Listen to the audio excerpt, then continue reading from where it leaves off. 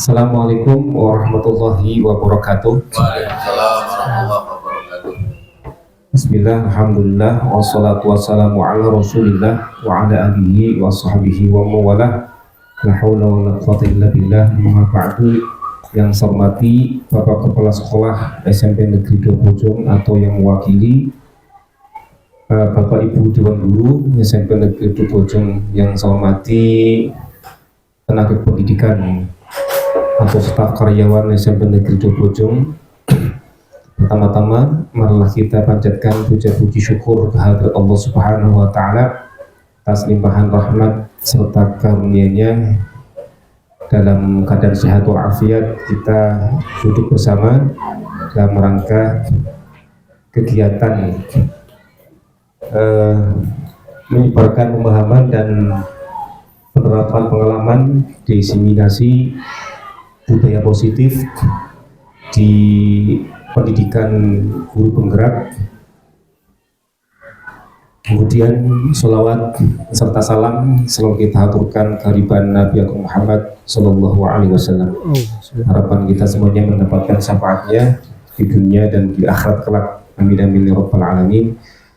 Bapak Ibu yang saya hormati, saya sebagai pengantar kata untuk kegiatan pada pagi hari ini, yaitu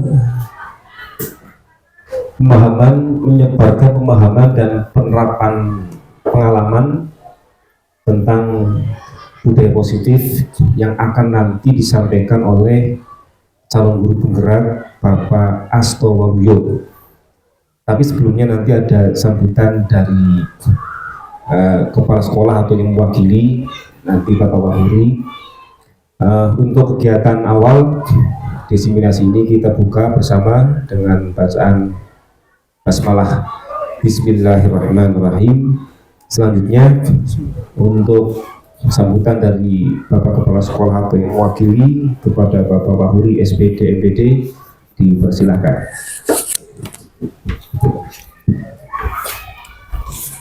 Ini Pak.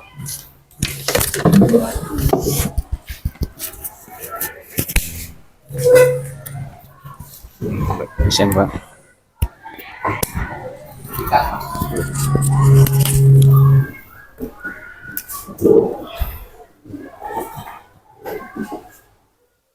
Bismillahirrahmanirrahim. Assalamualaikum warahmatullahi wabarakatuh.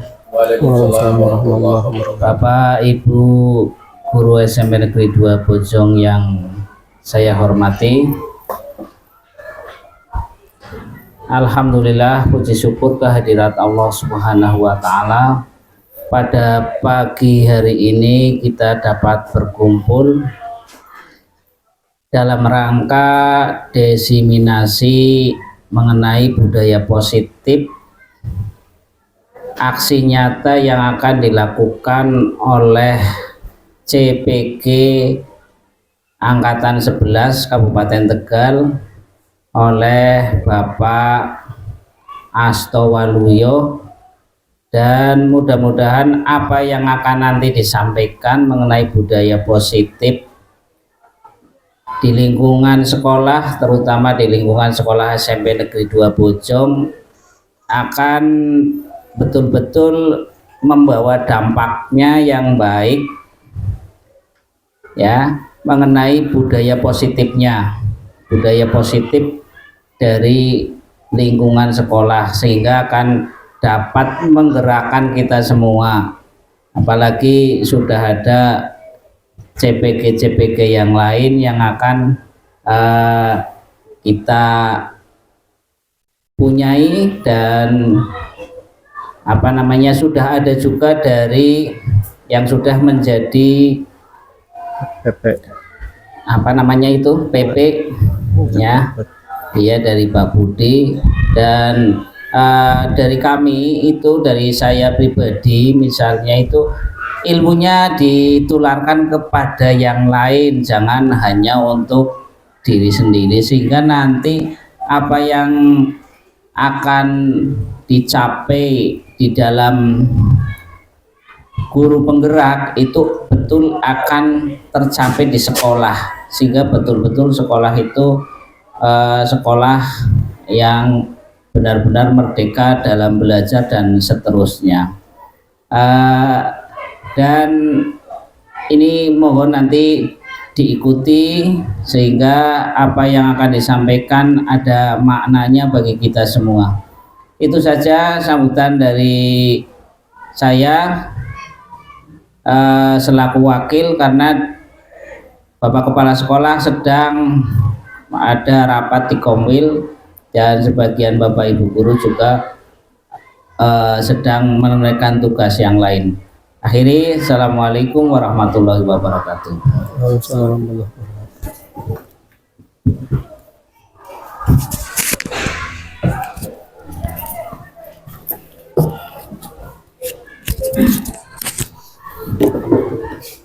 Demikian sambutan dari Bapak Wakil Kepala Sekolah Bapak Wahuri SPDMPD. Kami ucapkan terima kasih yang sebesar-besarnya. Bapak Ibu yang saya hormati, perlu disampaikan bahwa nanti kegiatan diseminasi dari pemahaman dan penerapan pengalaman tentang budaya positif program pendidikan guru bergerak untuk hari ini Pak Asto Waluyo nanti dilihat keadaan kondisi di sekolah. Kalau memungkinkan nanti ada 2 kegiatan. Yang pertama Pak Asto Waluyo, nanti yang kedua apakah bisa hari ini atau nanti hari-hari berikutnya. Karena kebetulan hari ini Bapak Ibu Guru banyak kegiatan. Ada yang ke Purwokerto, ada yang ke SMP 2 Moga, dan ada yang ke Selawi. Terima kasih Bapak Ibu atas waktu yang luangkan untuk mengikuti kegiatan diseminasi pada pagi hari. Selanjutnya dipersilahkan kepada Bapak Asto Waluyo untuk menyampaikan diseminasi menyebarkan pemahaman dan penerapan pengalaman budaya positif pendidikan guru bergerak. Kepadanya dipersilahkan.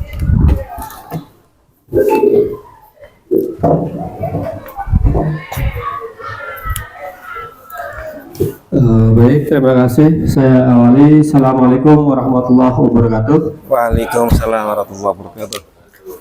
Alhamdulillah wa syukurillah, la haula wa la quwata illa billahil aliyyil azim. Ajmain, amma ba'du. Yang saya hormati Bapak Kepala Sekolah SMP Negeri 2 Bojong, yang saya hormati Bapak Wakil Kepala Sekolah yang sudah menyempatkan waktu untuk mewakili dari Bapak Kepala Sekolah, Bapak Wahuri, Bapak Ibu Guru SMP Negeri 2 Bojong yang saya hormati, izinkanlah saya memaparkan sedikit apa yang saya peroleh dari pendidikan guru penggerak ini, yang mana saya ditugasi untuk mengaksi nyata untuk penyebaran budaya positif. Nah, ini materi ini baru kita pelajari kurang lebih cuma 2 minggu Bapak Ibu. Jadi kalau nanti ada kurang-kurangnya nanti kita belajar bareng. Bukan berarti saya menggurui, bukan, karena ini juga materi baru buat saya. Yang 2 kalinya salam mari kita curahkan pada Nabi Muhammad SAW. Semoga kita semua diwakili umatnya. Baik Bapak Ibu, untuk lanjut saja. Ini sebenarnya saya mau cerita dulu awal kenapa saya ikut guru penggerak itu. Motivasinya itu saya pengen mengetahui bagaimana sih kita jadi guru yang benar, bagaimana sih kita guru yang baik itu seperti apa. Karena dari latar belakang saya juga bukan dari pendidikan. Kalau saya ditanya RPP, silabus, dan apa saya nggak tahu Bapak Ibu. Makanya saya terjunlah ke mendaftar CGP ini. Tujuannya untuk supaya saya dapat mengetahui sebagai guru, mestinya kita harus punya ilmu-ilmu gurunya. Nah, di sini alhamdulillah saya di angkatan 11 baru keterima. Sebenarnya saya itu angkatan 10, cuman dipending di angkatan 11 ini bersama Pak Tahmid. Beliau juga dari angkatan 10. Bapak Ibu, ini ada foto saya. Kemudian yang sebelah kiri ada pengajar praktek saya yang selalu membimbing saya secara offline. Ini ada Bu Lucy. Beliau dari SMP Negeri 2 Bojo. Oh, 2 Bojo, maaf nih, Bojo Pak. Lanjut. Oke, next lanjut. Ini tujuan pendidikan menurut Ki Hajar Dewantara. Bahasanya Ki Hajar Dewantara apa? Ki Hajar Dewantara Pak? Dewantara nggih. Tujuan pendidikan menurut Ki Hajar Dewantara, tujuan pendidikan adalah menuntun segala kodrat yang ada pada anak-anak agar mereka dapat mencapai keselamatan dan kebahagiaan yang setinggi-tingginya, baik sebagai manusia maupun sebagai anggota masyarakat. Oleh sebab itu, pendidikan itu hanya dapat menuntun tumbuh atau hidupnya kekuatan kodrat yang ada pada anak-anak agar dapat memperbaiki lakunya, bukan dasarnya hidup dan tumbuhnya kekuatan kodrat anak. Bapak Ibu, ini menurut Ki Hajar Dewantara bahwa pendidikan itu untuk menuntun tumbuh dari bakat si anak. Jadi kita sebagai guru bukan mengatur anak-anak supaya ini kamu harus bisa ini, kamu harus bisa matematika, kamu harus bisa IPA. Enggak begitu Bapak Ibu. Kita sebagai guru menurut Ki Hajar Dewantara tugasnya adalah menuntun, karena setiap anak itu mempunyai bakat dari lahirnya yang kita kenal dengan istilah sesuai dengan kodrat alam dan kodrat zaman. Artinya kodrat alam itu kodrat yang sudah, kemampuan yang sudah dimiliki sudah dari lahir si anak tersebut. Nah, kalau kodrat alam seperti itu kan kita nggak bisa otak-atik, itu kan sudah haknya sang pangeran. Jadi kita tidak boleh memaksakan. Contohnya ada anak yang tidak bisa menghitung. Nah, kita nggak harus dipaksakan. Kamu harus bisa matematika ini dan itu. Nah, nggak bisa. Mungkin anak itu mempunyai jiwa seni, bisa melukis dengan indah atau bisa menari. Kan nggak tahu kita. Mereka bakatnya di situ. Nah, itulah tujuan kita sebagai guru, untuk menuntun, bukan untuk mengharuskan kamu harus bisa ini. Nggak begitu. Saya yakin semua anak itu pasti memiliki kelebihan masing-masing. Di satu sisi dia nggak pintar tentang matematika, pasti dia pintar dengan pelajaran yang lain. Makanya kita tidak boleh berkata membodohkan anak, nggak boleh. Kemudian yang kodrat zaman. Kodrat zaman itu berarti kita mengajar kita dengan berteknologi atau sesuai dengan kodrat zamannya. Kalau sekarang kita hidup di era globalisasi, generasi milenial, yang mana anak-anak itu sudah tahu yang namanya gadget, sudah tahu yang namanya teknologi yang serba canggih, maka kita sebagai guru harus mengimbangi. Kita harus menyesuaikan. Hari ini pembelajarannya seperti ini. Kita seperti dulu hanya model ceramah sama saja. Ya, karena dulu anak-anak yang diajarkan dulu itu belum menggunakan teknologi. Nah, maka metode ceramah itu masih relevan, masih bisa digunakan. Tapi kalau zaman sekarang anak-anak sudah paham dengan IT, ya kita harus mengimbangi dari si anak-anak itu. Nah, itu menurut Ki Hajar Dewantara Bapak Ibu, bukan menurut saya pribadi. Itu juga ilmu itu saya juga baru dapat kemarin. Kalau saya nggak ngikuti ini, saya nggak dapat ilmu ini tentang kodrat alam dan kodrat zaman. Artinya intinya kita mengajar kepada anak-anak itu tidak harus memaksakan. Kita itu hanya untuk menuntun. Mereka bakatnya apa sih? Pinternya apa sih? Nah, disitulah kita harus mengetahui. Kalau kita pengen anak pintar, anak-anak sekarang sudah lebih pintar daripada kita, Bapak Ibu. Mereka kita suruh tugas hari ini, ada tugas carikan sejarah Indonesia. Loh, mereka sudah punya gadget, searching di Google, langsung keluar. Begitu gampang. Nah, yang sulit itu adalah kita menuntun supaya anak-anak itu bisa menjadi anak-anak yang berbudi luhur, anak-anak yang baik. Kalau kita hanya ingin anak pintar, gampang. Sekarang sudah ada Google. Mereka juga sudah familiar, Bapak Ibu. Nah, itu untuk tujuan dari pendidikan. Next, lanjut Pak. Nah, ini ada sedikit pertanyaan pemantik. Setuju atau tidak setuju? Nih Bapak Ibu. Nomor 1, hukuman dapat mendisiplinkan anak. Menurut Bapak Ibu, hukuman itu dapat mendisiplinkan anak enggak? Kondisional ya. Nomor 2, pemberian hukuman dengan hal positif seperti membaca atau membersihkan halaman sekolah dapat meningkatkan disiplin anak. Betul? Kondisional juga. Memberikan penghargaan dapat meningkatkan motivasi belajar anak. Setuju? Memberikan penghargaan loh. Setuju ya? Oke. Coba next. Nah, itu 3 perayaan pemantik awal ya. Kemudian ini kita masuk ke eksplorasi pemahaman dari modul 1.4 tentang budaya positif. Apa sih budaya positif itu?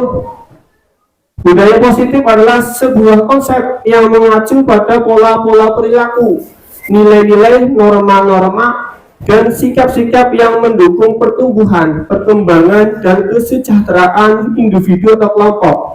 Budaya positif dapat terbentuk melalui interaksi antar individu dengan lingkungannya, serta dapat dipengaruhi oleh faktor-faktor seperti pendidikan, agama, tradisi, dan sejarah. Itu penjelasan dari positif, budaya positif.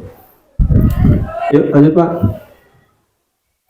Nah, konsep budaya positif yang kami pelajari selama 2 minggu ini ada 7 subnya. Yang pertama, perubahan paradigma belajar, disiplin positif dan nilai-nilai kebajikan, motivasi perilaku manusia, kebutuhan dasar manusia, posisi kontrol guru, kemudian yang keenam keyakinan kelas, yang ketujuh segitiga restitusi.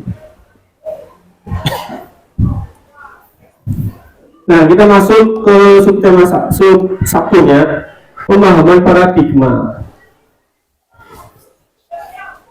Kegiatan kepalan tangan. Ada A dan B, Anda dan teman Anda, sobeklah secari kertas kecil, tuliskan benda atau sesuatu yang sangat berharga untuk Anda, letakkan di salah satu tangan Anda dan genggam benda atau suatu benda dengan segala gaya. Buatlah sebuah kepalan. Teman Anda akan mencoba dengan sekuat tenaga dengan berbagai cara untuk meminta Anda memberikan benda tersebut. B. Bisa membujuk, mengancam, menghardik, merayu, menyuap, apa saja agar dapat membuka kepalan Anda. Apa yang terjadi?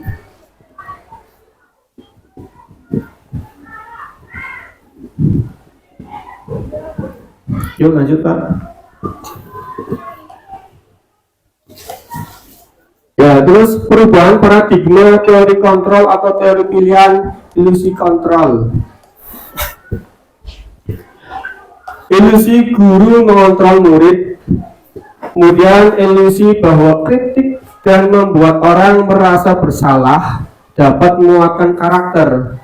Ilusi bahwa semua penguatan positif efektif dan bermanfaat. Kemudian ilusi bahwa orang dewasa memiliki hak untuk memaksa. Lanjut Pak.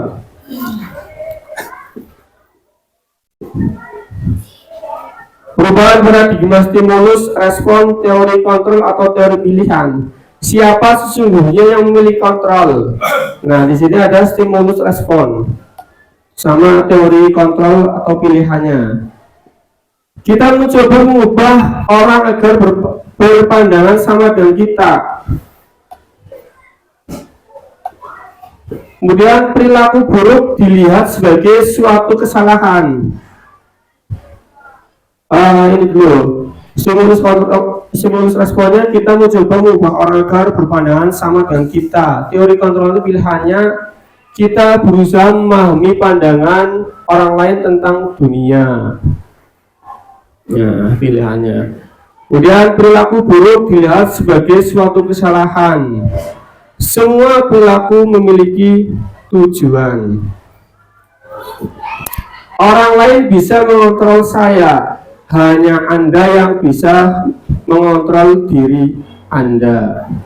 Saya bisa mengontrol orang lain, Anda tidak bisa mengontrol orang lain. Pemaksaan ada pada saat bujukan gagal. Kolaborasi dan konsensus menciptakan pilihan-pilihan baru. Model berpikir menang atau kalah. Model berpikir menang-menang. Nah, ini yang teori kontrolnya yang lebih baik lagi. Ini kita nggak mungkin kita bisa mengontrol orang lain. Yang bisa mengontrol orang lain ya orang itu sendiri. Orang lain bisa mengontrol kita, nggak mungkin. Yang bisa mengontrol kita adalah diri kita sendiri. Begitu. Lanjut Pak. Nah, pembelajaran dengan paradigma baru. Pembelajaran menurut Ki Hajar Dewantara adalah menuntun segala kodrat yang ada pada anak agar mereka mencapai keselamatan dan kebahagiaan yang tinggi setinggi-tingginya, baik sebagai manusia maupun sebagai anggota masyarakat. Dewantara 1936. Nah, ini di samping kiri itu ada 6 dimensi profil bahasa Pancasila. Hafal nggih Bapak Ibu? Apa nggih? 6 dimensi ini sudah familiar sekali. Ada pertama, beriman kepada Tuhan Yang Maha Esa dan berakhlak mulia. Yang kedua ada berkebinekaan global, 3 mandiri, 4 bergotong royong, 6 bernama kritis, 5 bernama kritis, yang ke-6 kreatif. Ini sebenarnya ada nyanyian, cuman saya tidak bisa nyanyi. Saya bisa Pak. Apa? Belajar Pancasila, beriman dan bertakwa pada Tuhan Yang Esa. Ayo Bes. Berkebinekaan global, gotong royong mandiri, kreatif dan bernalar kritis. Sorry, terima kasih. Itu sebenarnya untuk penyemangat aslinya, cuman saya kok nggak bisa nyanyi ya. Oke, lanjut, next, kita lanjut aja. Pembelajaran dengan paradigma baru dalam mendidik anak. Ki Hajar Dewantara berpendapat bahwa pendidikan harus sesuai dengan kodrat alam dan kodrat zaman. Oh, ini saya sudah jelaskan tadi ya. Kodrat alam yang dimaksud adalah pendidikan yang sesuai dengan sifat dan bentuk lingkungan di mana mereka berada. Kemudian kodrat zaman adalah pendidikan yang sesuai dengan zaman anak tersebut. Nah, itu tadi saya sudah menjelaskan ini, zaman dan kodrat alamnya. Terus next, peran sebagai guru menurut Ki Hajar Dewantara. Ini peran kita sebagai guru nih menurut Ki Hajar Dewantara. Pendidikan adalah tempat persemaian segala benih-benih kebudayaan yang hidup dalam masyarakat kebangsaan. Ki Hajar Dewantara mengibaratkan peran guru atau pendidik itu ibarat seorang petani, Bapak Ibu. Mengibaratkan kita itu, guru itu sebagai seorang petani. Yang mana seorang petani itu mestinya ketika mau menanam itu kan sudah menyiapkan lahannya ya.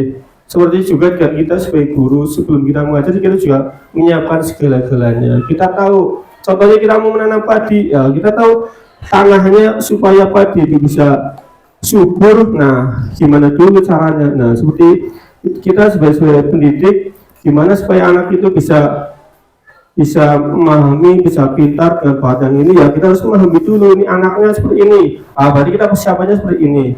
Nah, petani kan nggak cuma padi, ada jagung, ada ya padi jagung dan palawija yang lain ya. Mestinya sebelum penanaman juga mereka mempersiapkan awal-awalnya, perlu persiapan yang perlu dibutuhkan apa. Nggak mungkin kita menanam palawija kita persiapkan dengan teknik menanam padi, kan nggak mungkin. Seperti kita mengajar anak-anak, nggak mungkin kita mengajar anak SMP kita dengan samakan dengan anak kuliah ya, yang hanya tugas ya, nggak mungkin. Itulah kenapa Gajah Dewantara mengibaratkan kita sebagai seorang petani. Next, Pak. Pandangan Gajah Dewantara mengenai padi diibaratkan olehnya seperti anak atau murid dalam melaksanakan pendidikan. Ibarat petani sebagai guru yang menyebarkan benih atau bibit padi tidak bisa melaksanakan tanaman padi menjadi tanaman lainnya. Betul, kita nggak bisa. Anak kita ini yang suka menulis, kamu harus bisa matematika, nggak bisa. Nah, seperti kita sebagai orang petani memaksakan menanam padi hasilnya jagung, kan nggak mungkin. Itu sebuah yang mustahil.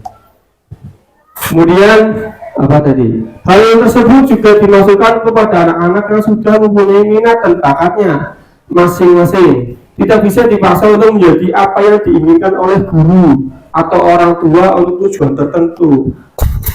Nah, seperti itu. Cita-citanya anak-anak ada cita-cita jadi guru, tapi dipaksakan kamu harus jadi TNI, kan nggak mungkin. Kasihan anaknya. Kita nggak boleh memaksakan. Seperti kita mengajar juga tidak boleh memaksakan ke peserta didik kita. Beliau juga menegaskan bahwa petani tidak boleh membedakan dari mana asal padi, pupuk, dan hal lainnya, karena minat anak begitu beragam dan berbeda-beda, namun mempunyai hak yang sama untuk tumbuh dan berkembang menjadi anak yang cerdas atas kemauannya sendiri. Nah, kita juga nggak bisa memaksakan, ya, kita nggak bisa memarahi anak, nggak boleh, karena mereka mesti ada sesuatu yang kurang pas apa yang kita inginkan sama yang mereka punya bakatnya mungkin kurang pas, jadi kita nggak sesuai dengan apa yang kita harapkan. Begitu dengan padi, kita nggak boleh membedakan dengan asal padi. Oh ya, berarti kita nggak boleh membedakan, oh ini anaknya orang kaya, ini anaknya orang miskin, nggak boleh membedakan. Next, salah satu tanggung jawab guru adalah menciptakan lingkungan yang positif. Ini terdiri atas keluarga sekolah saling mendukung, saling bekerja sama, belajar sehingga tercipta kebiasaan baik, akan menjadi karakter baik, dan pada akhirnya karakter-karakter baik dari warga sekolah ini melahirkan kegiatan yang menjadi budaya positif. Nah, demikian dengan budaya positif ini, kalau hanya saya atau Pak Tahmid kita berdua yang menerapkan budaya positif ini, saya yakin nggak bakal jalan. Ini akan bakal jalan kalau kita semua warga sekolah itu menerapkan, nggak cuma guru saja, muridnya, siswanya, atau staf-staf yang lain ikut membudayakan positif, maka SMP Negeri 2 Bojong ini bisa menerapkan budaya positif begitu. Jadi tidak hanya satu orang, dua orang nggak bakal jalan. Makanya kita perlu adanya kolaborasi atau kerjasama. Oke, next, Pak. Disiplin positif berasal dari kata disiplina. Bahasanya disiplina ya, Pak ini, Pak benar. Benar ya, bahasanya itu ya. Bahasa Inggris ini ya. Bahasanya apa, Pak? Disiplin. Oh iya, disiplin sih. Kalau saya baca disiplina ya, karena saya kurang bahasa Inggris. Oh, bahasa Italia. Oh iya. Iya, disiplina. Yang artinya belajar. Ternyata disiplin itu artinya belajar, Bapak Ibu. Artinya belajar. Disiplin mengacu pada disiplin dari diri yang memiliki tanggung jawab terhadap apa yang dilakukannya berdasarkan nilai-nilai yang diyakini. Nah, ini bertanggung jawab terhadap apa yang dilakukannya berdasarkan nilai-nilai yang diyakini. Jadi mulai dari diri kita dulu, Bapak Ibu. Kita yakini kita benar-benar melakukan ini. Nah, kalau kita sudah meyakini diri kita dulu yang benar, ya baru kita ke yang lain. Oke, next Pak. Disiplin positif merupakan salah satu cara penerapan disiplin yang bertujuan untuk menumbuhkan kesadaran serta memberdayakan murid tanpa imbalan, penghargaan atau hukuman. Ini Bu, kita tidak boleh memberikan imbalan Bu atau penghargaan kepada anak-anak. Tujuan disiplin ini berarti si siswa itu harus merasa dari hatinya sendiri, Bapak Ibu. Enggak, coba kita menyuruh ini kamu setiap hari berangkat ya, berangkat tepat waktu, nanti saya kasih uang 100.000. Nah itu ternyata bukan cara yang efektif, Bapak Ibu, untuk mendisiplinkan anak-anak. Makanya kita mulai dari diri kita dulu, dari kita disiplin dulu, baru nanti kita ngomong ke anak itu dengan cara yang baik, mereka juga akan melakukan disiplin dari hati mereka, dari mereka yang dalam. Jadi kita imbalan, hukuman itu tidak membuat mereka itu menjadi disiplin yang sesungguhnya. Oke, next Pak. Sebagai pendidik, tujuan kita adalah menciptakan peserta didik yang memiliki disiplin diri sehingga mereka berperilaku mengacu kepada nilai-nilai kebajikan universal dan memiliki motivasi intrinsik dalam perubahan perilaku ke arah yang lebih baik. Nah, ini tujuan kita Bapak Ibu sebagai pendidik adalah untuk menciptakan peserta didik yang memiliki disiplin diri sehingga mereka berperilaku mengacu pada diri sendiri bukan untuk orang lainnya, tadi dari siswa itu sendiri. Oke, Pak, next Pak, tuh contoh disiplinnya. Kemudian ini ada nilai-nilai kebajikan. Nilai kebajikan adalah sifat-sifat positif manusia yang merupakan tujuan mulia yang ingin dicapai setiap individu. Nilai-nilai tersebut bersifat universal dan lintas bahasa, suku, bangsa, agama maupun latar belakang. Nah, setiap perilaku atau perbuatan memiliki tujuan. Betul ya Bapak Ibu? Setiap perilaku atau perbuatan kita pasti memiliki tujuan. Tidak ada mungkin sia-sia, nggak ada, pasti ada tujuannya. Dengan mengaitkan nilai-nilai kebajikan yang diyakini seorang, maka motivasi intrinsiknya akan terbangun sehingga menggerakkan motivasi dari dalam untuk dapat mencapai tujuan mulia yang diinginkan. Ini menurut Diana Gosen 1998. Nilai-nilai kebajikan yang ingin dicapai oleh setiap anak Indonesia kita kenal dengan profil belajar Pancasila, beriman dan bertakwa Ada Tuhan. kepada Tuhan yang Maha Esa.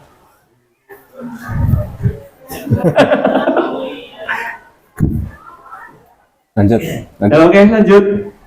Nah ini nilai kebajikan ada 6 ini. Profil belajar Pancasila. Oke, next. Nah, kita sejenak, saya sambil istirahat, kita nonton video ini dulu.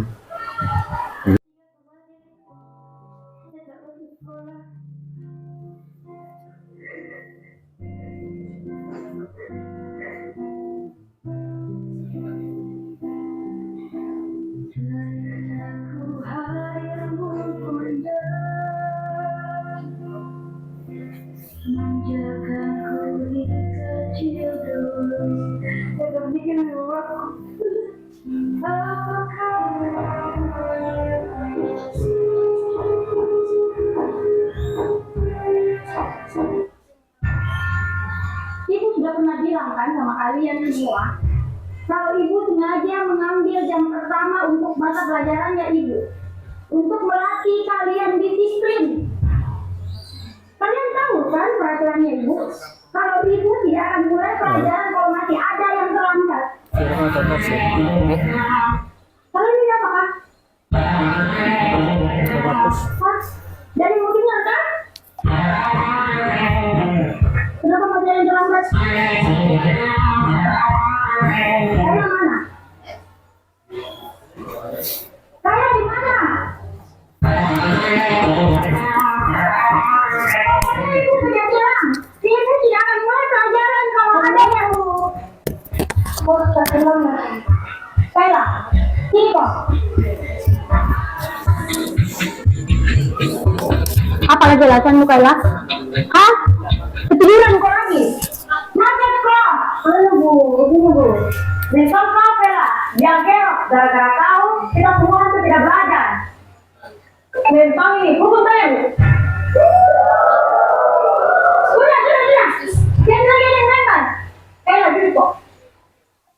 Tapi ingat kok besok, kalau kau masih terlambat begini, ibu tidak akan mulai pelajaran lagi.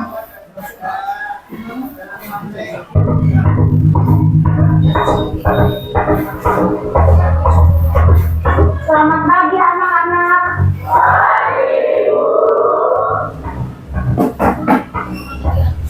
Betul-betul ini kayak lagi. Tidak ada obat-obatnya. Kemarin sudah 3 kali gara-gara terlambat masuk kelas. Ada yang tahu kemana Kayla? Kalau dari kamu, kok gak terlambat? Tidak usah bayar apa nih? Berdiri kapan? Sepanjang pelajaran ini 2 hari ini, kok berdiri terus di depan? Ini terlambat deh.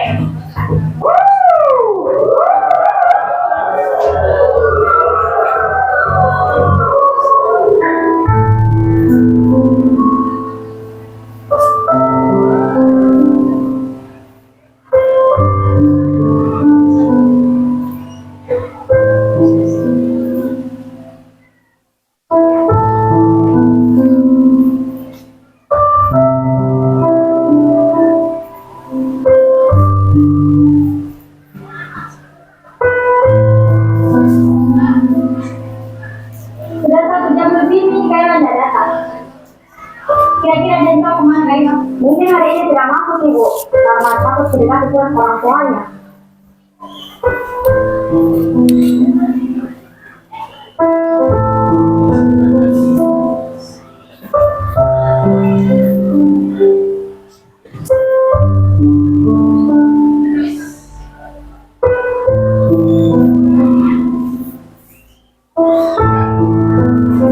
Pagi anak-anak.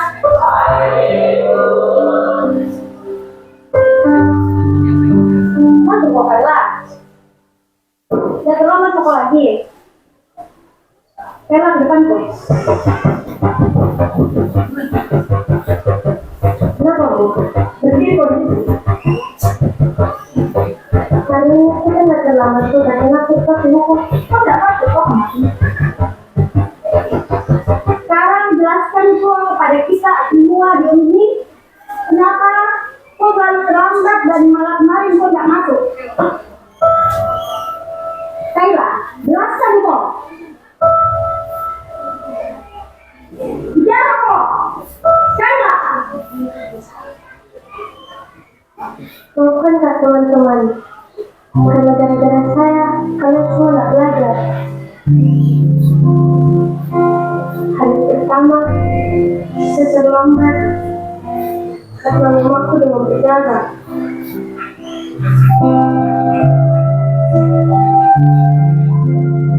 Terus diantar ke rumah sakit untuk ke sekolah.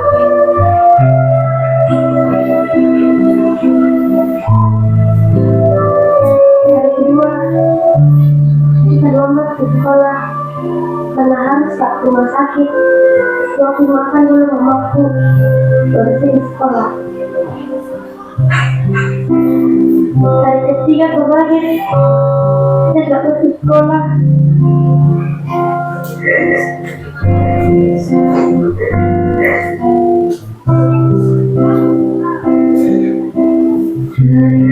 Aku hanya bunda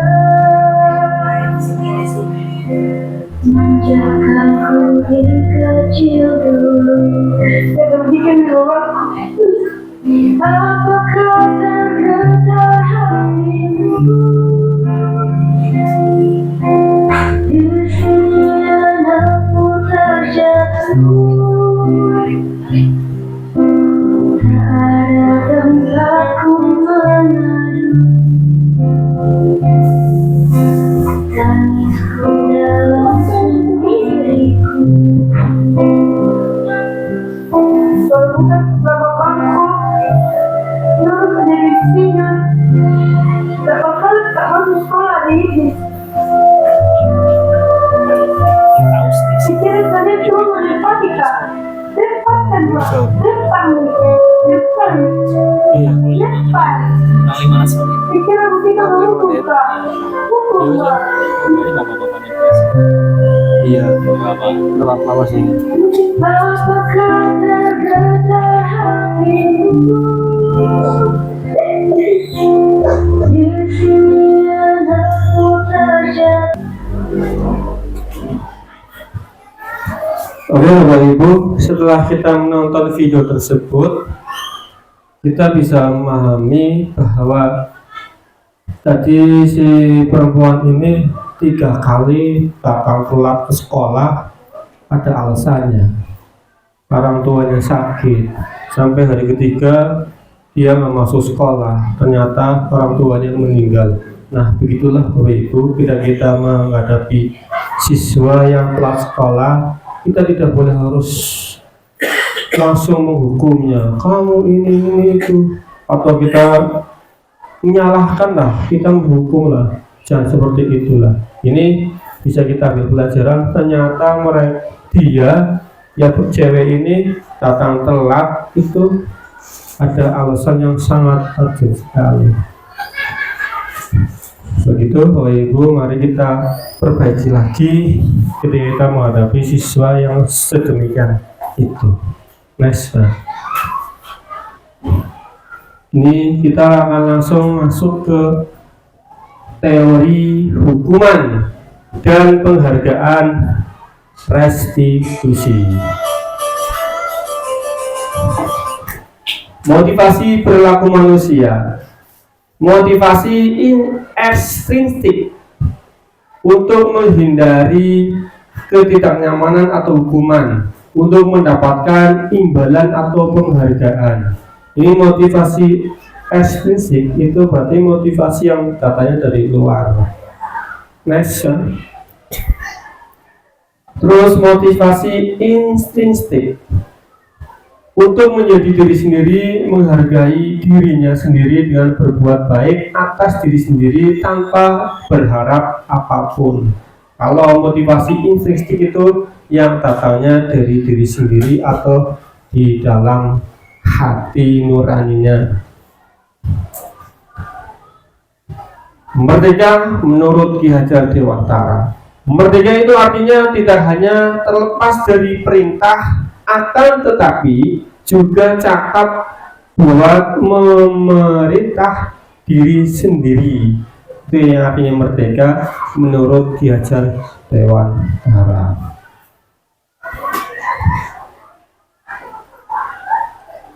Dihukum oleh penghargaan. Nah ini yang sering kita keliru. Dihukum oleh penghargaan, bahwa penghargaan berlaku sama dengan hukuman, dalam arti meminta atau membujuk seseorang melakukan sesuatu untuk memenuhi suatu tujuan tertentu dari orang yang meminta atau membujuk. Dorongannya eksternal dan akan ada faktor ketergantungan. Beberapa dampak dari pemberian penghargaan. Penghargaan jangka pendek dan jangka panjang.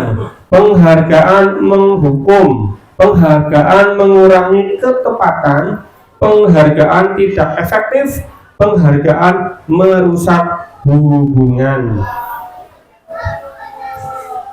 Next one.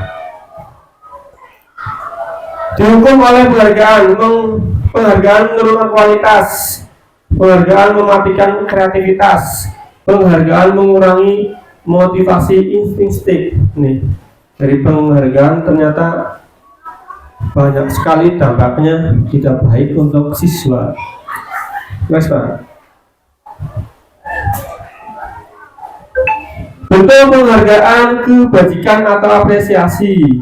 Dalam pemberian apresiasi, pengakuan perlu diingat beberapa hal. Nah, kita boleh mengapresiasi, tapi kita harus ingat ini.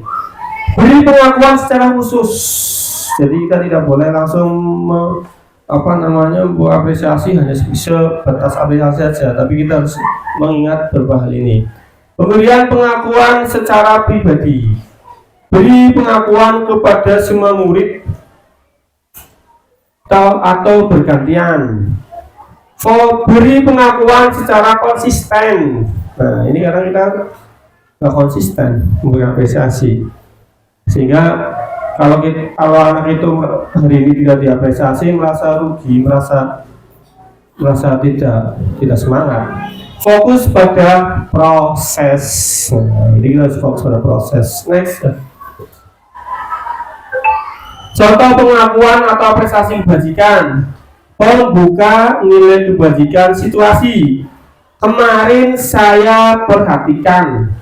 Nah, ini kan apresiasi. Kemarin saya perhatikan kamu loh. Berarti nilai kebajikannya adalah rasa empati besar sekali. Situasinya adalah pada saat menolong murid baru di kelas kita. Nah, ini situasinya berarti murid itu sudah menolong murid baru di kelas kita. Kemudian saya menghargai. Nilai kebajikannya adalah kepedulian. Situasinya itu pada saat kamu membantu teman-temanmu di tugas kelompok. Kemudian pembukaan dari terima kasih untuk. Nah, ini kebajikan adalah tanggung jawab, rasa tanggung jawab. Situasinya pada saat kamu memungut kertas-kertas yang berserakan di lantai. Nah, itu ada situasi. Nah, situasinya pas. Kalau kita tidak sesuai dengan situasi, ya saya menghargai. Ya, situasinya ternyata dalam tidak baik, ya kita jangan apresiasi. Oke, next. Oke, Bapak Ibu, kita tes dulu. Tindakan guru ini menurut Bapak Ibu guru hukuman atau konsekuensi? Nah, saya jelaskan dulu. Yang namanya hukuman itu berarti membuat orang itu cedera atau merasa dirugikan. Kalau konsekuensi itu sebuah tindakan yang diganti atas kelalaian mereka. Oke, yang pertama mencatat 100 kali di dalam buku kalimat saya tidak akan terlambat lagi karena terlambat ke sekolah. Nah, ini karena terlambat sekolah, akhirnya si siswa itu disuruh untuk mencatat 100 kali di buku catatannya saya tidak akan terlambat lagi. Nah, menurut Bapak Ibu ini hukuman atau konsekuensi? Hukuman. Oke. Kemudian yang kedua, lari mengelilingi lapangan basket 2 kali karena terlambat hadir sekolah. Hukuman atau konsekuensi? Hukuman. Murid diminta untuk push up 15 kali karena tidak menggunakan masker ke sekolah. Hukuman atau konsekuensi? Hukuman. Oke.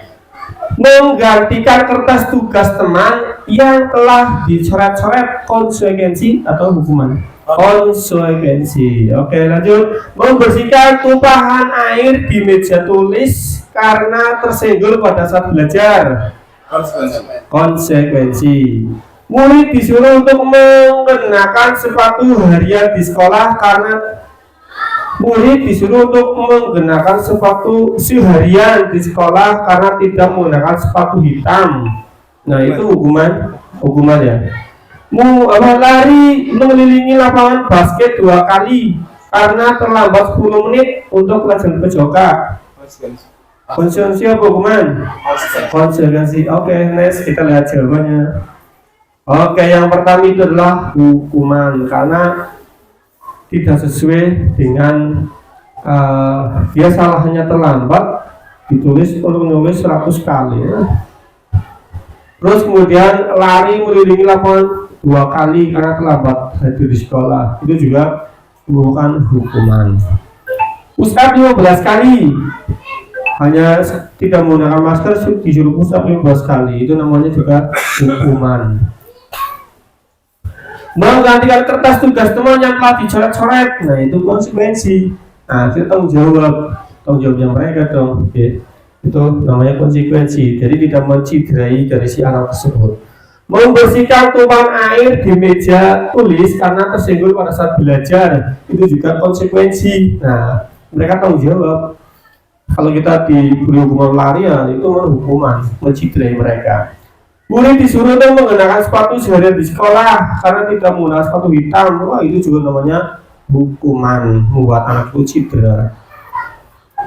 Lari mengelilingi lapangan basket 2 kali karena terlambat 10 menit untuk belajar PJOK. Nah, ini belajar PJOK, ya. Otomatis ya lari ya memang termuat di dalam belajar PJOK. Maka ini adalah konsekuensi. Oke, next. Perbedaan hukuman dan konsekuensi. Nah, ini Bapak Ibu. Hukuman itu adalah sesuatu yang menyakitkan, harus terjadi. Kalau konsekuensi itu sesuatu harus terjadi. Nah, ini kalau hukuman sesuatu yang menyakitkan, tapi kalau konsekuensi ya enggak, hanya harus terjadi, tidak menyakitkan. Membuat anak sakit fisik maupun hati untuk jangka waktu lama. Nah, ini kalau kita menghukum dengan kata-kata atau dengan perbuatan, ya. Si anak sekarang sih masih nggak berani ya. Nanti kemudian 10 tahun, 5 tahun setelah dewasa keingat, nah kita akan mereka dendam sama kita. Nah, ini kita jangan seperti itu. Kalau konsekuensi ya membuat anak merasa tidak nyaman dalam jangka waktu pendek. Nah, ini kita menerapkannya dengan konsekuensi yang ini. Hukuman anak membenci kedisiplinan. Nah, akhirnya anak membenci kedisiplinan. Kalau konsekuensi anak menghargai disiplin. Paksaan. Nah, kalau konsekuensi itu stimulus atau tanggapan. Mendorong anak menyakiti diri sendiri. Nah, ini kalau hukuman ini. Kalau konsekuensi mendorong anak agar mudah menyesuaikan diri. Jadi beda nih Bapak Ibu, hukuman sama konsekuensi beda sekali. Konsep diri yang buruk. Nah, kalau konsekuensi konsep diri yang baik. Anak belajar untuk menyembunyikan kesalahan. Nah, kita dihukum, mereka ditanya ini itu, pasti mereka akan menjawab dengan tidak jujur, menyembunyikan karena takut dihukum. Nah, itu. Kalau kita mengarahkan konsekuensi, anak akan belajar untuk mematuhi peraturan karena mereka sadar dari diri sendirinya. Marah, rasa bersalah, dipermalukan, merasa tak dihargai. Nah, ini kalau hukuman seperti ini, pasti kalau setiap anak kita dihukum, mereka akan merasa bersalah, akan malu, akan merasa tidak dihargai oleh gurunya dan teman-temannya, itu pasti. Kemudian kalau konsekuensi kehilangan hak, nah itu pasti nggak apa-apa, hak dibuat tidak nyaman, diasingkan untuk sementara, hanya untuk sementara. Kalau kita sudah melakukan kebaikan ya sudah kembali lagi, mereka nggak akan cedera. Oke, next. Kemudian ini yang selanjutnya kebutuhan dasar manusia. Kebutuhan dasar manusia adalah segala sesuatu yang kita lakukan untuk mendapatkan apa yang kita inginkan. Semua tindakan yang kita lakukan memiliki tujuan tertentu dan semua usaha terbaik yang kita lakukan adalah dalam rangka agar kebutuhan dasar kita terpenuhi. Nah, ini next. Kebutuhan dasar manusia, kebutuhan yang pertama itu mungkin sandapan papan. Nah, kita mungkin sangat butuh yang namanya makanan, minuman, kesehatan, tempat tinggal. Itu kebutuhan dasar manusia, itu otomatis. Yang kedua, kasih sayang dan rasa diterima. Nah, itu juga kita otomatis perlu kasih sayang dan rasa diterima oleh teman-teman atau yang lainnya. Rasa diterima, dipedulikan, bekerja sama, diayomi. Nah, tidak pun saya pun seperti itu. Yang kemudian rasa penguasaan harga diri, memimpin, berprestasi, diakui. Nah, itu kebutuhan dasar yang ketiga. Kebebasan. Nah, tentunya kita juga perlu kebebasan. Ya, mungkin kita dengan terpuruk, nggak mungkin. Pasti kita dan murid-murid kita juga memiliki kebebasan. Bebas menentukan pilihannya sendiri, mandiri, ingin mencoba hal baru. Terus kemudian adalah yang terakhir kesenangan. 5 kebutuhan dasar manusia dan 5 yang terakhir fun. Nah, bermain, bercanda. Kita butuh kesenangan, nggak mungkin kita nggak butuh kesenangan manusiawi. Oke, itulah 5 dasar manusia. Ini ada 5 lagi, tapi ini 5 posisi kontrol guru. Yang pertama menghukum, memantau, membuat rasa bersalah, menjadi teman, manajer. Ini kalau saya sendiri itu baru belajar menerapkan sebagai guru yang menerapkan yang keempat, teman. Saya berusaha untuk berajak diskusi dengan siswa layaknya mereka adalah teman agar mereka nyaman. Ternyata di atas teman juga ada manajer. Kita harus yang mengatur dari siswa-siswa murid-murid kita. Yang penting kita jangan yang nomor satu lah menghukum. Kita berusaha untuk menghindari menghukum. Memantau otomatis ya, kita selalu memantau otomatis. Membuat rasa bersalah. Nah ini yang kita sering rasakan. Kita merasa sudah pucat, sudah benar mendidik anak, ternyata kita hanya membuat mereka bersalah. Nah ini, cuma kita belajar lah untuk menjadi setidaknya berteman dulu dengan mereka. Oke, next. Contoh penerapan posisi kontrol, kasus murid terlambat, penghukuman. Terlambat lagi, pasti terlambat lagi. Selalu datang terlambat. Kapan bisa datang tepat waktu? Nah, ini kata-kata yang menghukum. Kita hindari kata-kata seperti ini. Next. Membuat rasa bersalah. Adik, kamu ini bagaimana ya? Kamu sudah berjanji dengan ibu tidak akan terlambat lagi. Kamu kenapa ya senang sekali mengucapkan ibu? Ibu benar-benar kecewa sekali. Nah, ini juga ternyata membuat mereka bersalah, kita belum pas. Next. Nah, sebagai teman, adik, ayolah, bagaimana sih kamu? Kemarin kamu sudah janji ke bapak bukan? Kenapa terlambat lagi? Sambil tertawa ringan. Ya sudahlah, tidak apa-apa, duduk dulu sini sana. Nanti ibu guru bantu kamu ini sambil senyum-senyum. Nah ini kayaknya lebih bagus lagi. Next, Pak. Kemudian pemantau, kamu sudah melanggar peraturan sekolah, kamu tahu konsekuensinya, kamu ibu guru hukum dulu, setelah itu baru boleh mengikuti pelajaran. Nah ini hukum, ternyata pemantau juga orang baik karena menghukum akhirnya. Oke, next ya. Nah ini posisi yang terakhir yang sulit, sangat sulit, saya sendiri belum bisa mempraktikkan. Apakah kamu tahu kesalahanmu? Kira-kira bagaimana cara kamu memperbaiki kesalahanmu? Nah ini kan berarti kita harus ekstra sabar, kita harus tahu seluk-beluknya si anak dengan secara detail. Manager. Oke, next one. Tadi 5 posisi kontrol, 5 posisi ini. Kemudian tugas, pertanyaan-pertanyaan, siapa yang mengatakan saya kecewa sekali dengan kamu. Kamu tidak pernah benar melakukannya. Ayolah lakukan demi ibu bapak. Apakah kamu mau mendapatkan stiker bintang hari ini? Bagaimana kamu bisa menyelesaikan masalah ini? Kamu selalu yang paling terakhir. Oke, next saja Pak. Next. Nah ini jawabannya ini. Langsung kita jawab. Saya kecewa sekali dengan kamu. Nah ini adalah pernyataan ini bisa dihukumi dengan membuat orang merasa bersalah. Nah, kalau kita sering mengatakan ini kepada anak, berarti kita membuat anak itu bersalah. Kamu tidak pernah melakukannya, kamu tidak pernah. Makanya kita dilarang untuk mengatakan tidak atau dilarang itu tidak diperbolehkan. Itu bisa dikatakan dengan cara menghukum. Ayolah, lakukan demi ibu bapak. Ayolah. Nah, inilah teman, sebagai teman kita berkomunikasi dengan siswa kita, ayolah. Nah, itu berarti dengan teman kita memposisikan diri kita dengan siswa itu sebagai teman. Apakah kamu mau mendapatkan stiker bintang hari ini? Nah ini sebuah itu ya, diiming-imingi stiker mantau. Bagaimana kamu bisa menyelesaikan masalah ini? Nah ini nih manajer di atas. Nah, bagaimana kamu bisa menyelesaikan masalah ini? Nah, ini juga harus punya pengalaman yang luas kalau ini. Kita harus detail mengetahui siswa itu, orang yang kita ajak bicara. Kamu selalu yang paling terakhir. Kamu selalu yang paling terakhir. Nah ini kan nada-nadanya nada rata itu ya. Ini dinamakan dengan penghukum. Oke, next. Keyakinan kelas. Sebenarnya ini ada keyakinan kelas dan peraturan kelas.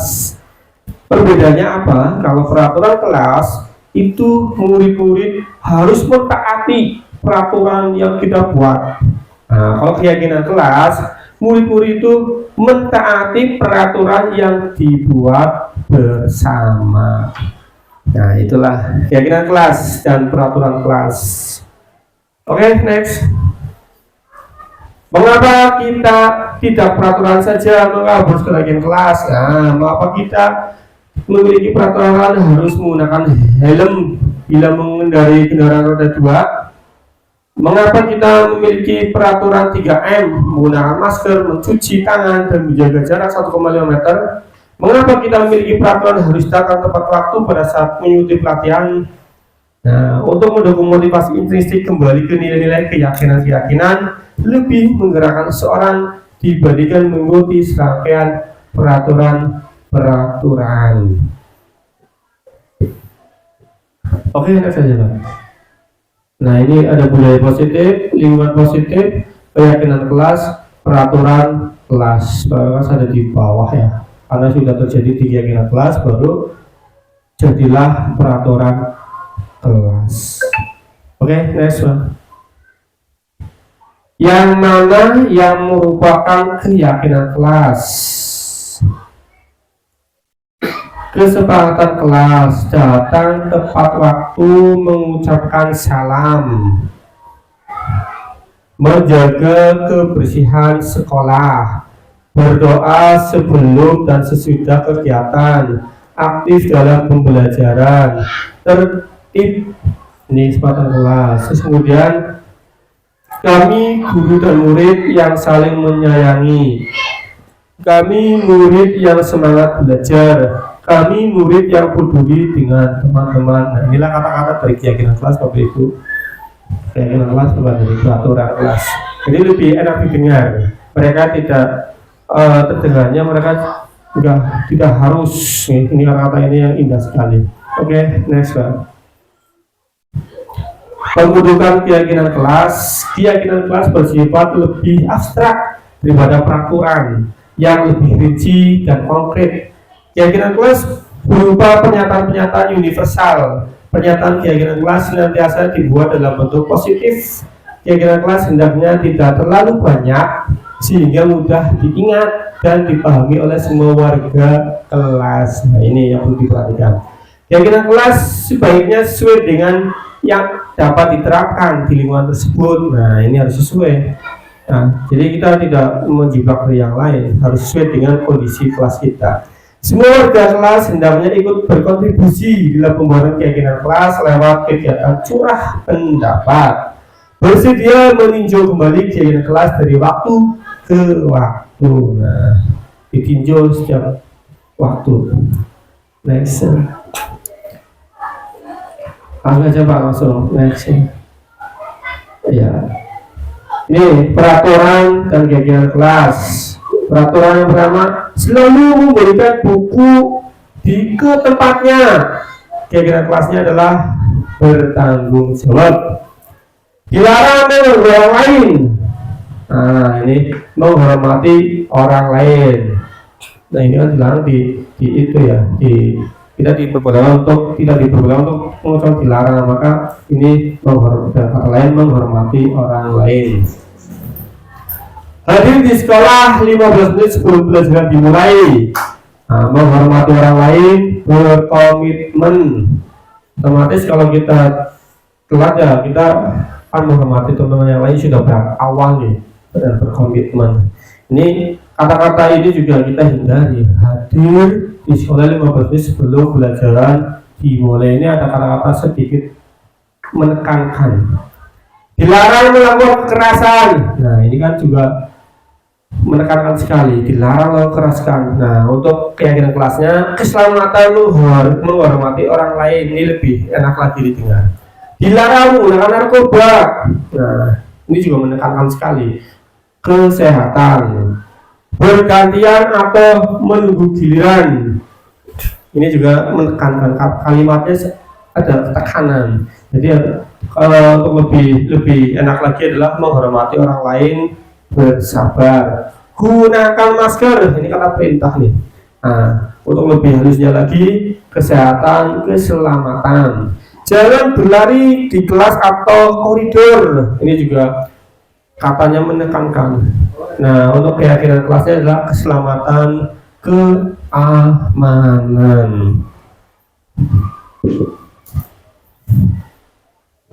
Nah, Bapak Ibu, ini yang terakhir adalah segitiga restitusi. Proses menciptakan kondisi bagi murid untuk memperbaiki kesalahan mereka, sehingga mereka bisa kembali pada keluarga mereka dan karakter yang kuat. Di segitiga restitusi ini membantu murid memiliki tujuan, disiplin, positif, dan memulihkan dirinya setelah berbuat salah. Restitusi digunakan untuk belajar dari kesalahan. Nah, ini segitiga restitusi yang pertama adalah menstabilkan identitas. Nah, ini kata-katanya, tidak ada manusia yang sempurna. Setiap orang pernah melakukan kesalahan. Ini dua kata yang untuk menstabilkan dari siswa kesalahan itu. Yang keduanya adalah validasi tindakan yang salah. Nah, ini kata-katanya adalah kamu tentu punya alasan. Adakah cara yang lebih efektif? Nah, terus yang ketiga, yang terakhir adalah menanyakan keyakinan. Keyakinan apa yang kita sepakati atau gunakan tentang kelas yang ideal. Nah, itu kita melakukan segitiga restitusi dengan menstabilkan, validasi, dan menanyakan keyakinan. Nah, itu mereka tidak akan merasa jera dengan kita. Oke, nah, nanti saya tontonkan dan video restitusi saya. Oke. Ini Bapak Ibu, sebuah tugas yang saya kemarin bisa kita saksikan. Ini hanya sebuah ini ya. Saya perhatikan segitiga restitusi dengan siswa di sini asli. Kita kuat menghadapi tantangan, jangan kita masa depan terbangkan. Setiap impian menjadi kenyataan dengan hati penuh cinta dan harapan. Selalu kami berkelas dulu penggerak itu kami. Dengan senyuman mari kita hadapi semua tantangan. Bersama kita hebat, merubah dunia pendidikan untuk Indonesia lebih baik, generasi yang bermartabat.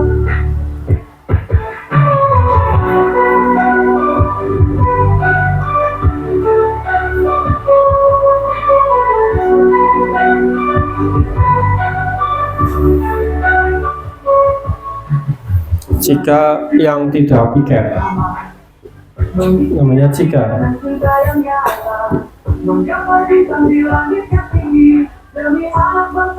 Selamat pagi Pak. Selamat pagi, Mbak Tika. Apa kabarnya hari ini, Mbak Tika? Baik Pak, alhamdulillah. Kamu tahu mengapa kita di sini? Mungkin berkaitan dengan tiket Pak. Ya betul. Tapi kamu tahu kan kemarin kamu sudah dicek? Ya Pak, tidak pernah melihat. Tidak apa-apa. Semua manusia pasti pernah melakukan kesalahan. Nah, kita semua orang pernah melakukan kesalahan, termasuk saya juga. Tapi setiap tindakan kita pasti ada alasan yang berbeda. Apa itu? Saya sampai pakai untuk cepat jual. Saya bosan karena yang minggu sekali saya tiket terus. Saya tidak ada jenisnya Pak. Oh, masih yakin dengan pasta. Kalau kamu masih ingat, kira-kira yang kamu lakukan itu sudah belajar dengan kita belum? Keyakinan kuasa mana? Melaksanakan tiket setiap minggu sekali. Nah, ternyata kamu tahu. Lalu apakah kamu punya ide dengan ini? Ya Pak, pertama saya minta maaf kalau tidak tiket. Kedua, saya tidak akan mengulangi lagi. Dan yang ketiga, saya akan tetap sesuai jadwal dan kesepakatan bersama. Baik, saya apresiasi untuk tanggung jawabmu dan kamu bisa, kamu boleh kembali istirahat. Makasih Pak. Setiap hari kita berusaha. Kasus yang kedua, Amira yang tidak ikut pramuka, ekstrakurikuler pramuka tanpa izin. Kita wujudkan mimpi jadi nyata. Kalau tapi bergerak. Amira, hari Sabtu kemarin kamu nggak ikut ekstrakurikuler pramuka ya Amira? Ya Pak, soalnya saya pulang ke pondok karena bapak dan ibu datang untuk sambangan. Oh, itu pasti sangat menyenangkan karena pasti tadi yang jalan. Tapi apakah kamu yang dilakukan sudah sesuai dengan sekolah Amira? Ya Pak, soalnya saya ikut pramuka tanpa izin. Nah, kamu masih ingat dengan keyakinan kelas kita? Kira-kira apa ya keyakinan yang belum kamu terapkan? Tata tertib mengikuti kegiatan sekolah Pak. Nah, kira-kira apa yang bisa kamu lakukan agar kamu bisa menerapkan apa yang sudah kamu yakini? Saya bisa minta izin kepada pembina pramuka Pak. Mungkin ada yang lain. Saya mengikuti ekstra dulu, baru menemui bapak atau ibu saya Pak. Nah, tapi kamu sudah paham bahwa kita harus tertib aturan sekolah. Betul? Ya Pak, insya Allah saya akan berusaha lebih tertib dan disiplin lagi. Oke, terima kasih Amira. Silakan jual istirahat. Hebat, merubah dunia pendidikan untuk Indonesia lebih baik, generasi yang bermartabat. Assalamualaikum warahmatullahi wabarakatuh. Terima kasih Pak Arto. Saya senang menemukan solusi atas kesalahan yang telah dilakukan. Saya berusaha untuk tertib dan disiplin sesuai dengan peraturan dan keyakinan kelas yang kita sepakati. Wassalamualaikum warahmatullahi wabarakatuh.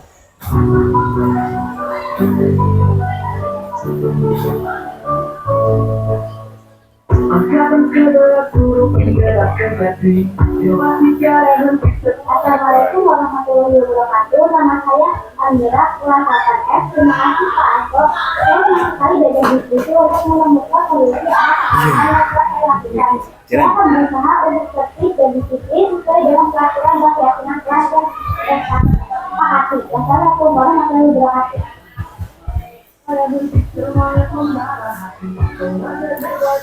Iya Bapak Ibu, itu yang namanya segitiga restitusi, yang mana ketika kita menemukan siswa yang ada kesalahan, ini contoh dua kasus. Yang pertama tidak piket, yang kedua tidak ikut pramuka tanpa seizin.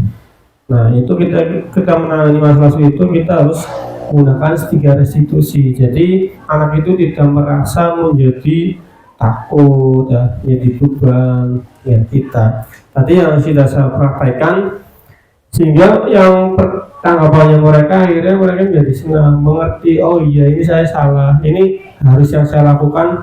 Kalau saya salah seperti ini. Contohnya tadi tidak ke pramuka ya, berarti nanti kedepannya saya harus izin dulu kalau mau keluar. Nah, itulah tidak menghukum mereka secara jadi mereka takut seperti itu. Bagi Bapak Ibu, demikian disiplin positif yang bisa saya sampaikan. Kurang lebihnya mohon maaf. Saya akhiri. Assalamualaikum warahmatullahi wabarakatuh. Ya, terima kasih Bapak Astolio atas pemaparan materi pemahaman tentang budaya positif di diseminasi aksi nyata modul 1.4. Apa yang disampaikan semoga kita bisa bersama-sama untuk membudayakan positif di lingkungan sekolah kita SMP Negeri 2 Bojong, dengan harapan kita punya mimpi untuk anak didik, untuk peserta, untuk siswa ke depan untuk lebih baik sesuai dengan visi sekolah dan visi kita sebagai guru. Dan terima kasih sekali kepada Pak Asto atas pemaparan materinya dan tentunya bermanfaat bagi kita semuanya. Kita tutup dengan bacaan hamdalah bersama-sama. Alhamdulillahirabbil alamin. Assalamualaikum warahmatullahi wabarakatuh.